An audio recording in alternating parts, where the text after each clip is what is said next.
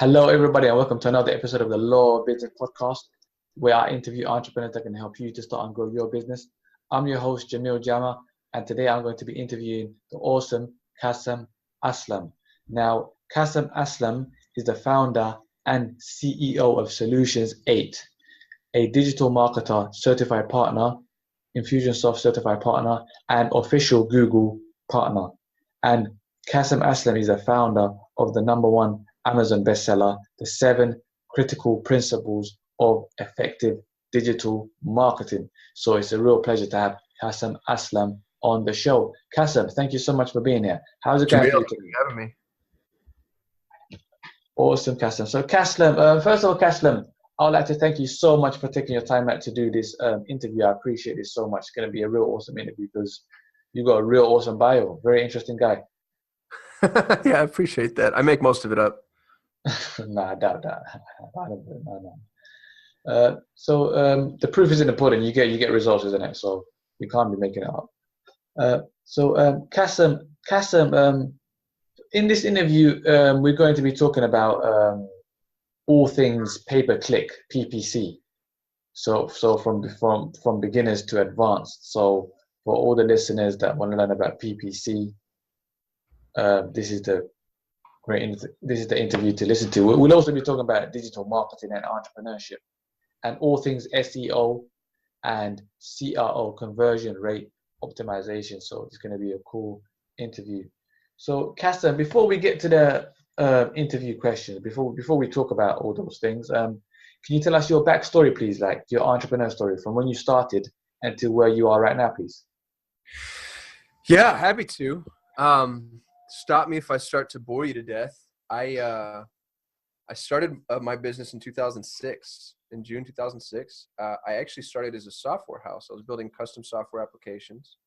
And I found a niche inside of the banking industry.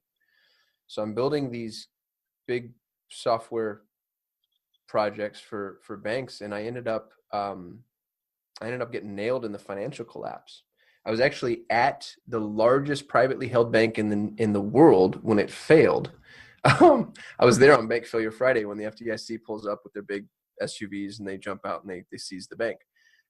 They were my biggest client, and that started a snowball effect that basically ruined my entire business. I ended up, I lost everything. My house was foreclosed on. My car was repossessed. I had to lay off everybody that worked for me.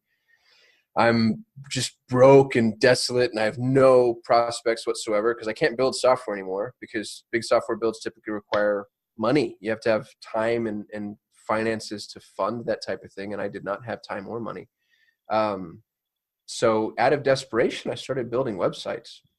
And a software engineer building websites is a whole lot like the cook washing dishes. I kind of thought it was beneath me at the time. I was a little arrogant, to say the least. I was a young man when I started my business. But what was kind of cool about it is I never really liked building software. I just did it for the money. But when all the money was gone, I found out that I really liked building websites. And more than anything, I liked the human element of it, because software is computers talking to computers. And web dev was computers talking to people. And that really opened my eyes to kind of this whole new layer and level of what I call engineering, but it's not just software engineering, it's experience engineering in a way. And so that I'm building websites for people and just using that to feed myself and try to pay off this enormous debt that I had built up. As a young entrepreneur, when you make money, you do what every dumb kid does. You buy the house on the hill and you buy the idiot car and you always pick up the check. And I did all those things. And so when the business went away, I realized just how little any of that mattered and how much it's all vapor. And so, it was a great lesson for me to learn. And it segued into where I am now. I'm building websites for people, and they start asking me like, well, what do you do with the websites when you're done with it? And my answer was, I don't know. Good luck to you. But the entrepreneur in me started to see the opportunity, and that brought me to SEO, and SEO brought me to digital marketing. So, I say that I've been in business for nearly 13 years, and that's true. That's absolutely true. But really, I've been a marketer for, I'd say, closer to a decade. Starting with SEO and then segueing out to PPC and digital marketing. And that's kind of the overarching facet of the journey. There were more nuances to it than that. There was a pretty significant struggle there in the very beginning to get up and running, but it landed me where I am now, and I'm pretty happy about it. Yes, congratulations with that, Aslam. And there's a quote, remember that life's greatest lessons are usually learned at the worst times and from the worst mistakes. So we all make mistakes, even the best companies make mistakes. What is the single biggest PPC mistake that nearly every agency makes? Well, that's an easy question to answer, to be honest with you, because I see it so often. It's conversion tracking. So if you think about what Google has done, and not just Google, because PPC is not just Google, but Google, Bing, Facebook, whoever, these are trillion-dollar brands almost. And they have billions of dollars in their development structure. And they've spent that money making every attempt at building an intelligent advertising mechanism.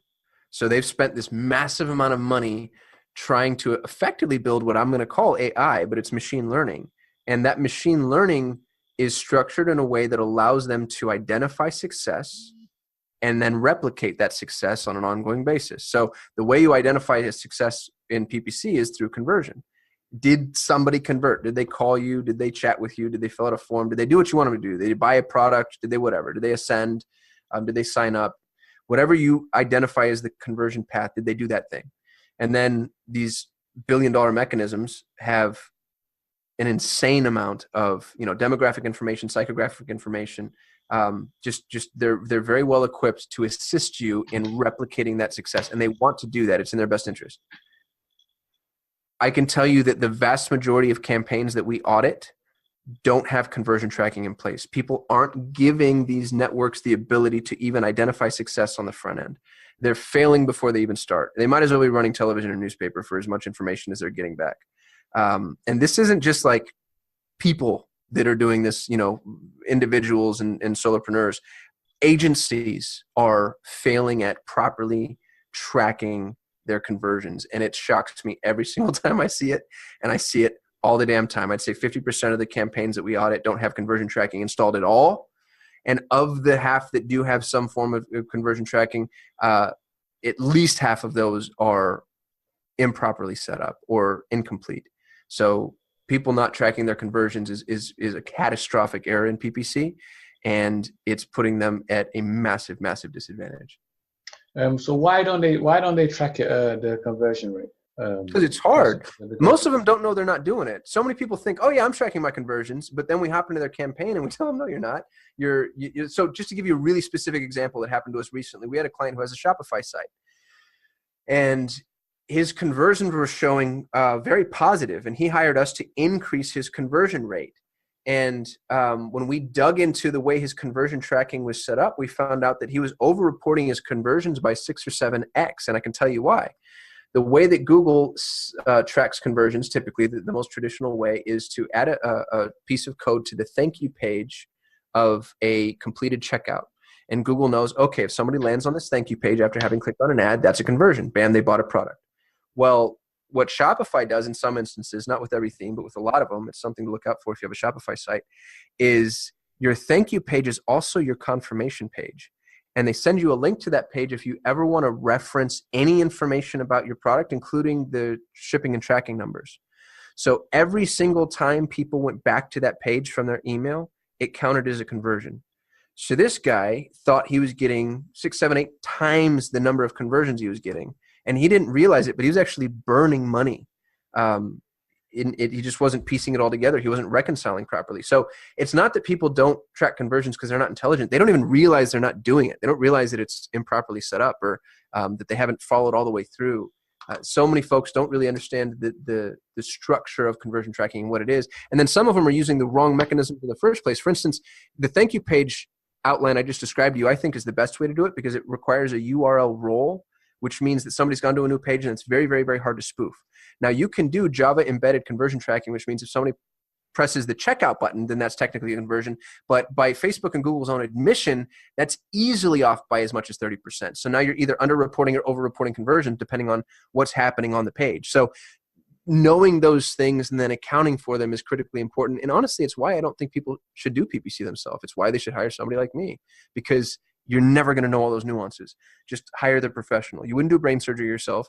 And I think PPC is just as hard as that. Yeah, PPC it takes up a lot of time. It's a full-time commitment. It's not Really like it's not like they can do it part-time anyway. So it has to be outsourced. And so even the managers, they don't track conversion rates. Oh goodness, no. They're actually honestly the worst at it. Now, small PPC agencies tend to be better. So if you find a firm that's 10, 15 employees, those guys are great, guys and gals. It's those big churn and burn shops, and I'm not going to use any names because I don't want to poke anybody in the ribs, but they've got 250 employees and they're just a PPC sweatshop. I can promise you the $15 an hour employee they have assigned to your account, even though, the account manager you talk to is brilliant and fun and engaging and can make you feel like they really know what they're doing. But in the background, you're getting serviced by an intern. And I can promise you that's true because I've been inside these offices and I've seen it happen.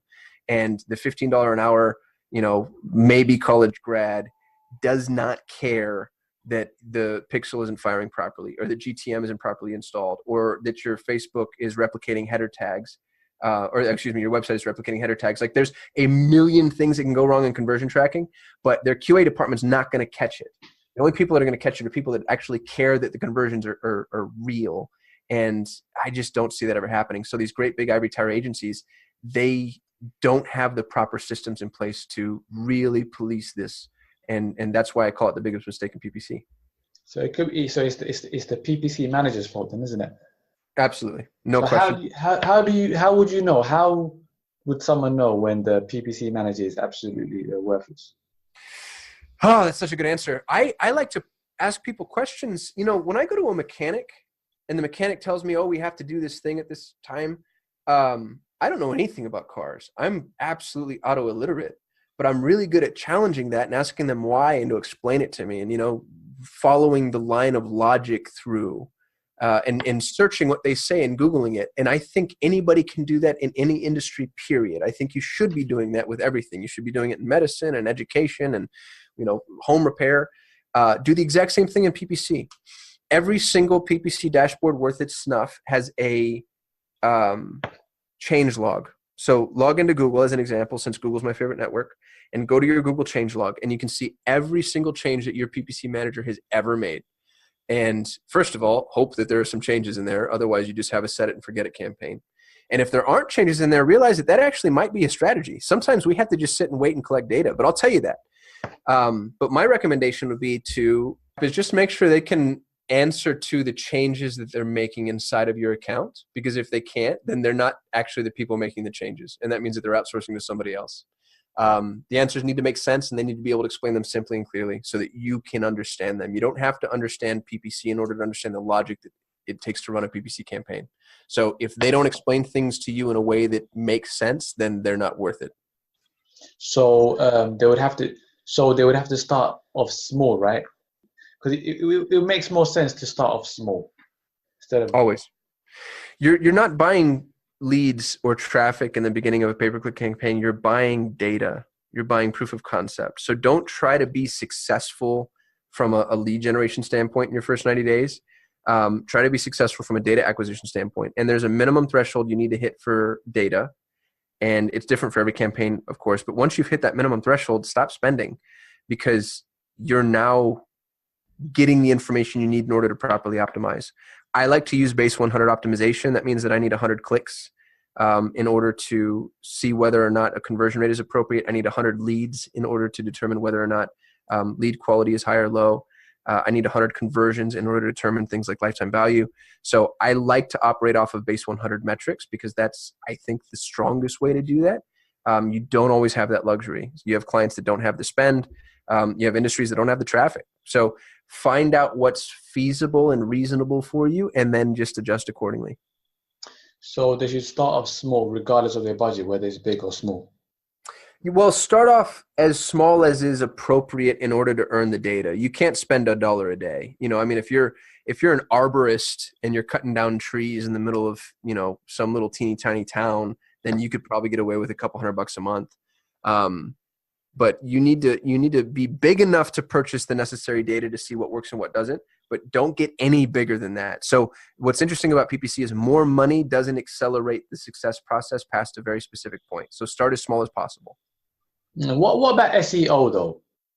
Because SEO is free traffic. Everybody loves free traffic, but is it smart to start an SEO without doing before running a PPC? That's a great question. I can tell you SEO, even though it's technically free. If it were free, again, I'd be out of business. I don't run SEO campaigns until after we've proven concept with PPC campaigns, because PPC campaigns are going to tell you what's going to be successful in the realm of SEO. SEO is going to take 6, 9, or 12, sometimes 18 months to be monetizable if you're in a high commercial intent arena. Now, a lot of SEOs like to tell you 90 days, and 90 days you're going to top half of the first page of Google. And that's true, but the key phrases they're optimizing for are crap. They're not valuable at all. In order to get you the top half of the first page for a high commercial intent key phrase, you're looking at a much longer ramp time. If it's competitive, you're looking at 6, 9, 12, or 18 months. Now, you're going to spend 6, 9, 12, or 18 months optimizing a key phrase that you don't know is valuable. So let's say you spend a year, just using a round number, optimizing a key phrase, only to find out that the people that come in through that key phrase aren't converting, aren't the right type of client, aren't mission appropriate. Every single phrase is a nuance in marketing, and every phrase is going to result in a different type of lead. And not just phrases, it's also ad copy, calls to action, promotions, how you're positioning yourself. All of those things are commitments you're making in the realm of SEO without any testing whatsoever, and then you're banking on profitability in 12 months from now. PPC allows you to test all of those immediately. Which key phrases work, which semantically, which words work inside of a key phrase. I have one of our clients we have the highest performing real estate investment campaign on the planet. And I can tell you that sell my house performs better than sell my home. And you might think that those two phrases are the same, but if you had started doing SEO on sell my home and found that out 18 months later, you'd be very sad, because it takes a lot of time, effort, energy, and money to optimize that phrase. So you have to run PPC first, ignore SEO entirely. Agencies are going to tell you otherwise because they just want to sell you 2 products. But if you run PPC first, it lets you know what's going to work for SEO. PPC is a lot faster as well. SEO is a long-term strategy. That's exactly right. So Kasim, you're obviously a very knowledgeable guy, a very awesome guy. You've been an entrepreneur for what, 13 years now? Is it 13 years? Yeah. So what practical tip would you give to all the entrepreneurs listening? Get good at money. Get really good at the game that is money. Again, I'm going back to the biggest mistake I made. I made a lot of money as a young man, more than a young man should make. I was 20 when I started my business. And I spent every dime I made and then some. And then when the flood came, and the flood is always coming, that's a fact of life, I had nothing to prop me up with. You have to be liquid, and you have to not play the Me Too game. I drive a Kia. My wife drives a Toyota. We live in a 1,500 square foot house. I have zero debt, not an ounce. I don't have a mortgage. My home's paid off. But I also don't get to be like this, flashy show and go guy that everybody else gets to be. But I also get to take risks that guy can't take. I get to fire clients that guy can't afford to fire. I get to hire employees that guy can't afford to hire, because I can spend more time training them. I can go months, if not years, without a paycheck. As an entrepreneur, you have a responsibility to so many people, to your clients, to your vendors, to your employees, to your partners. And I think this is Jefferson that said this, but he said an empty bag can't stand up. You have to have money, and you have to be really good at saving and remaining liquid. And honestly, until you really are rolling in it, stay frugal. $1 million isn't that much money. It really is not. Everybody's aiming for $1 million. You need to have at least that if you want to make big moves. And so I think that entrepreneurs need to stop, for every $1,000 a month that somebody makes, they increase their expenses by $1,000. Oh, we brought on another $1,500 client. Let's go lease a Tesla. Don't do that. Stay your lane, stay frugal and small, because then you get to make really big moves and take really big swings. And, you know, I mean, that's where 9 and 10 and 11 figures comes into place. I'm being a little facetious, of course. I don't ever expect to reach 11 figures, but you know what I'm saying? Like, I want $100 million. That's my goal. I have it written on my whiteboard. I'm looking at it right now. I want $100 million net liquid net income, my money, not some, you know, random number somebody evaluated my company at. I want $100 million.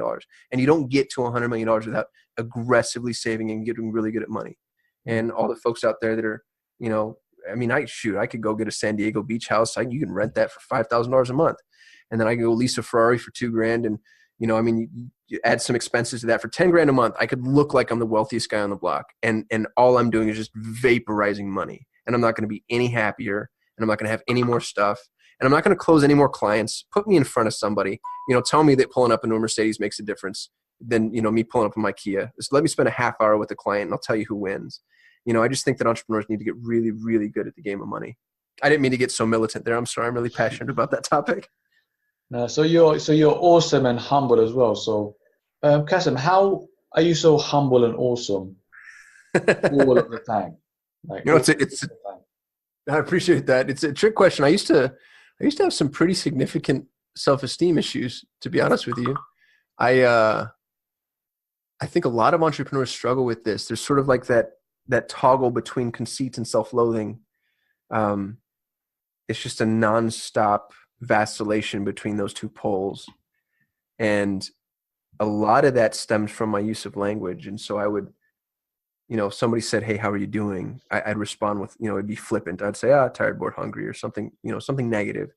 And I self-deprecated all the time. You know, I'd say things about myself that were just cruel, you know, something you'd never say about another person. And I think all of us do that. We're all our own worst enemy. And so what I started to do, and I'm really proud of this, is I started to just change my language. Even though I didn't really change my belief, I still kind of had the negative feelings and thoughts about myself, but I stopped saying it.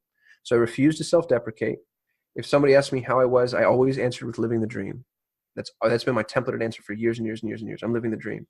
And I'd try to respond as positively as I could, even though I didn't really feel it. And what's interesting about that is, over time, you're the first person that hears yourself speak.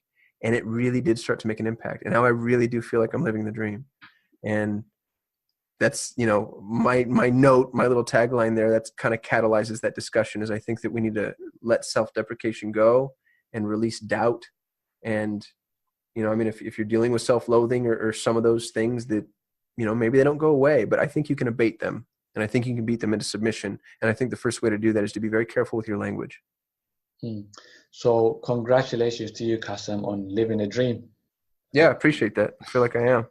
So Kasim, if anybody wanted to contact you, where can they contact you? Website's the best. Go to sol8.com. That's sol, the number 8.com. That's my primary agency. You can always hit me up on LinkedIn. It's Kasim Aslam. You can go to my personal website, kasim.me, kasim.me. And yeah, I'd love to help. We're PPC assassins. So if you need help with Google Ads, you know who to reach out to. Fantastic, Kasim. Kasim, I'd like to thank you so much again for taking the time out to do this interview. I really appreciate this. Yeah, Jamil, thanks for having me. This was awesome. And I would like to thank all the listeners for tuning in. If you know anybody that this interview will benefit, please share it with them. Please also let me know what you think in the comment section and subscribe. And I'm Jamil Jama. This is The Law of Business. And that was Kasim Aslam's interview. Thank you all very much for listening.